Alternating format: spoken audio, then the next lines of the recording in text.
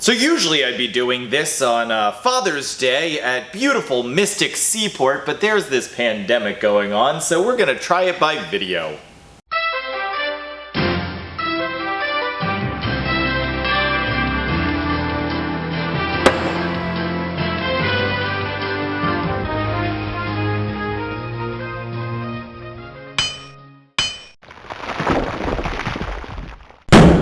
Welcome to Ask the Meadmaker, where I, Ricky the Meadmaker, answer your questions about mead making, mead drinking, mead brewing, and any question you're willing to send to me. This week we're collaborating with Mystic Seaport in Connecticut for Viking Days, which got canceled and then moved and then moved and then canceled. We're working on it, folks, so we're going to do only Viking mead questions this week. And we're going to start off with one of the biggest myths out there.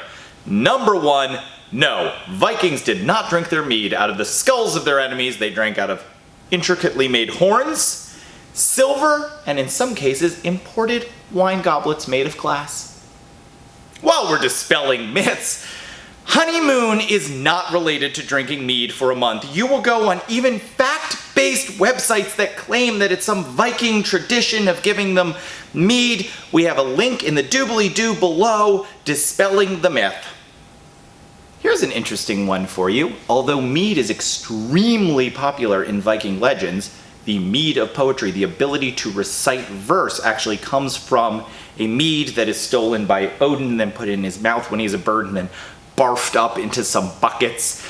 But skipping that, mead was so special because honey is almost unavailable in Scandinavia directly. So where the Vikings lived, and especially in Iceland, honeybees don't flourish or even survive, so they actually had to trade for it.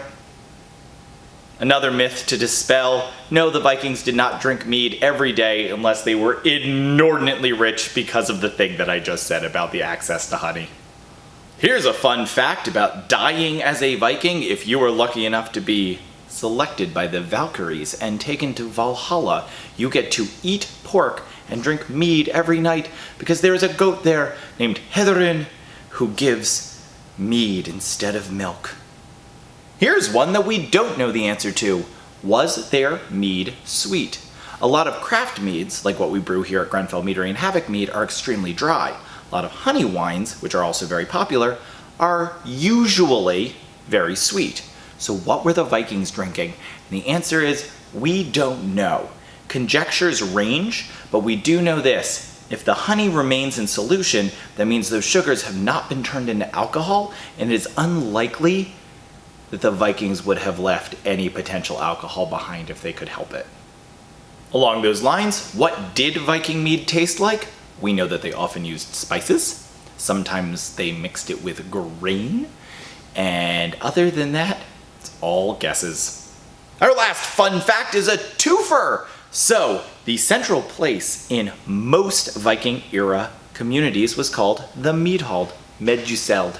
And this means the place that has mead, showing how central it was to their community. But what many people don't know is it was the women in those communities who did almost all of the brewing and distribution of that mead. For more on this and other interesting facts, we'll have a link to the book, Lady with the Mead Cup, below.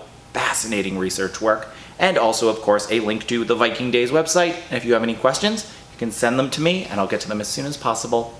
Cheers.